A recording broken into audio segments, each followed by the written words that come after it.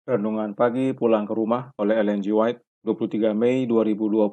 Mari kita berdoa.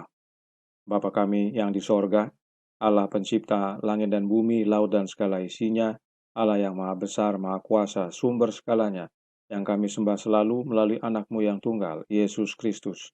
Terpujilah Yesus anak Allah yang maha tinggi, satu-satunya jalan dan kebenaran dan hidup bagi kami. Pada pagi hari ini kami bersyukur boleh bangun dan berbakti, dan sebagaimana membaca nasihat firman-Mu, kiranya Roh-Mu ya Yesus menolong kami untuk memahami serta menghidupkannya. Beserta kami sepanjang perbaktian ini, karena kami berdoa hanya melalui anak Allah yang tunggal, Yesus Kristus yang adalah Tuhan dan Juru Selamat kami. Amin. Renungan hari ini berjudul Berdoa untuk Orang yang Sakit. Ayat inti terdapat dalam Yakobus 5 ayat 14. Kalau ada seorang di antara kamu yang sakit, baiklah ia memanggil para penatua jemaat supaya mereka mendoakan dia, serta mengolesnya dengan minyak di dalam nama Tuhan. Banyak orang yang mencari kemurahan penyembuhan Tuhan yang berpikir bahwa mereka harus mendapat jawaban secara langsung dan segera terhadap doa-doa mereka. Kalau tidak, iman mereka cacat. Oleh karena itu, mereka yang sudah dilemahkan oleh penyakit perlu diberi nasihat dengan bijaksana, agar mereka berlaku dengan saksama. Mereka tidak boleh mengabaikan tugasnya terhadap sahabat-sahabat yang bisa mempertahankan mereka terus hidup, atau lalai menggunakan bahan-bahan alami untuk pemulihan kesehatan. Sering terdapat bahaya kesalahan di sini, karena percaya mereka akan disembuhkan sebagai jawaban doa. Sebagian orang takut melakukan apa saja yang bisa menunjukkan kurangnya iman. Tetapi mereka jangan lalai mengatur urusan-urusan mereka itu sebaik-baiknya, sebagaimana mereka ingin lakukan kalau mereka berharap untuk diganti karena kematian. Jangan pula mereka takut mengucapkan kata-kata dorongan atau nasihat yang pada saat perpisahan ingin mereka ucapkan kepada kekasih-kekasih mereka. Mereka yang mencari kesembuhan dengan doa jangan mengabaikan penggunaan bahan-bahan pengobatan yang ada pada mereka. Bukanlah menyangkal iman kalau menggunakan obat-obat demikian, karena Allah telah menyediakannya untuk mengurangi rasa sakit dan membantu alam melaksanakan pekerjaan pemulihannya. Bukanlah menyangkal iman kalau bekerja sama dengan Allah dan menempatkan diri dalam kondisi yang paling cocok untuk sembuh. Allah telah memberi kuasa kepada kita untuk mengetahui hukum-hukum kehidupan. Pengetahuan ini telah ditempatkan dalam jangkauan kita untuk digunakan. Kita harus menggunakan setiap fasilitas demi pemulihan kesehatan, menggunakan setiap kesempatan yang ada, bekerja sesuai dengan hukum-hukum alam. Apabila kita sudah berdoa untuk kesembuhan orang sakit, kita dapat bekerja mengerahkan segenap kekuatan sambil berterima kasih kepada Allah karena mendapat kesempatan bekerja sama dengan Dia dan memohon berkat-Nya atas sarana yang Ia sendiri telah sediakan. Bila mana kita sudah berdoa untuk kesembuhan orang sakit, apapun hasilnya, janganlah kita kehilangan iman akan Allah. Kalau kita dipanggil untuk menghadapi kesedihan, biarlah kita menerima cawan yang pahit itu sambil mengingat bahwa tangan Allah yang mengantar cawan itu ke bibir kita. Tetapi seandainya kesehatan dipulihkan, janganlah dilupakan bahwa penerima kemurahan penyembuhan itu berada di bawah kewajiban baru terhadap Halik. Saudaraku dalam Tuhan, berdoa untuk orang sakit adalah suatu pelayanan hikmat. Roh Nubuat menasihatkan dalam Counsels on Health halaman 374 paragraf 2 yang berkata, berdoa untuk orang sakit adalah hal yang paling hikmat, dan kita tidak boleh masuk ke dalam pekerjaan ini dengan cara yang ceroboh dan terburu-buru. Pemeriksaan harus dilakukan apakah mereka yang akan diberkati dengan kesehatan telah terlibat dalam bicara jahat, pengasingan diri, dan pertikaian. Adakah mereka menabur perselisihan di antara saudara dan saudari di gereja? Jika hal-hal ini telah dilakukan, mereka harus akui di hadapan Allah dan gereja. Ketika kesalahan telah diakui, subjek untuk doa dapat disajikan di hadapan Allah dengan kesungguhan dan iman, sebagaimana Roh Allah dapat menggerakkan Anda.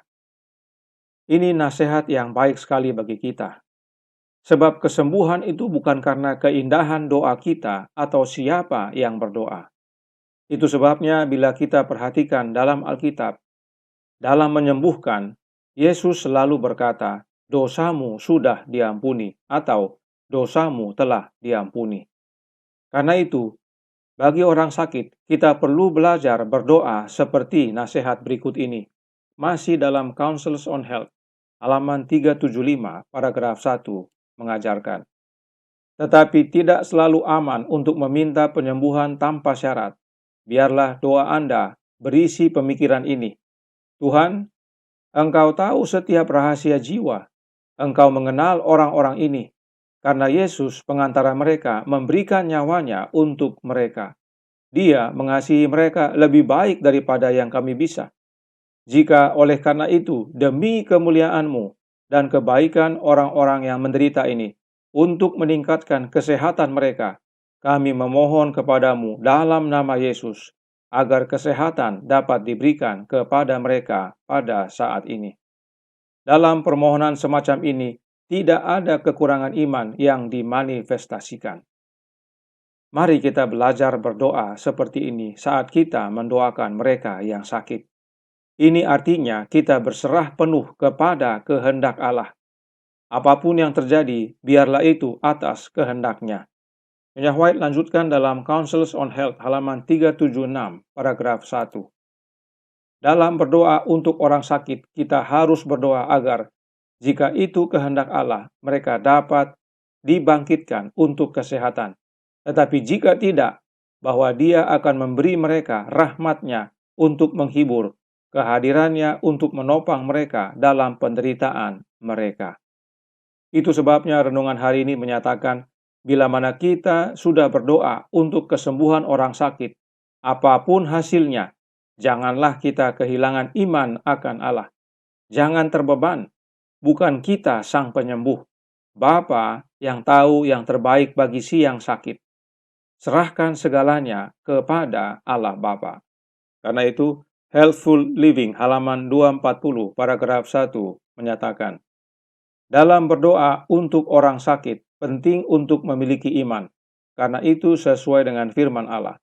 Terkadang jawaban atas doa kita datang segera, kadang kita harus menunggu dengan sabar, dan terus dengan sungguh-sungguh memohon hal-hal yang kita butuhkan. Dan memang dalam berdoa, kita harus memiliki iman, karena oleh iman Kristus hadir dalam hidup kita, dan hanya di dalam Dia dan dalam namanya kita berdoa kepada Bapa. Kenapa harus demikian? Karena Counsels for the Church halaman 305 paragraf 2 mengajarkan, Allah tahu akhir dari awal. Dia mengenal hati semua orang. Dia membaca setiap rahasia jiwa. Dia tahu apakah mereka yang didoakan dapat atau tidak dapat menanggung cobaan yang akan menimpa mereka seandainya mereka hidup. Itu sebabnya, saudaraku dalam Tuhan, kita perlu berdoa seperti Yesus kepada Bapanya. Tetapi bukanlah kehendakku, melainkan kehendak-Mu lah yang terjadi. Kiranya melalui nasihat ini, menjadi kekuatan bagi kita semua, dan dengan sungguh-sungguh melayani mereka yang sakit, karena itu adalah pelayanan yang hikmat. Tuhan memberkati. Saya bawa dalam nama Yesus. Amin. Mari kita berdoa. Bapa kami yang di sorga, Allah pencipta langit dan bumi, laut dan segala isinya, Allah yang maha besar, maha kuasa, sumber segalanya, yang kami sembah selalu melalui anak-Mu yang tunggal, Yesus Kristus. Terima kasih atas nasihat yang sangat baik pagi hari ini. Bagaimana kami harus berdoa bagi orang sakit. Tuhan campur tangan agar kami belajar untuk selalu berserah kepadamu. Apapun hasilnya, Engkau tahu. Engkau tahu akhir dari awal. Engkau mengenal hati kami semua dan membaca setiap rahasia. Oleh karenanya, bukan kehendak kami ya Bapa, tetapi kehendak-Mu yang jadi.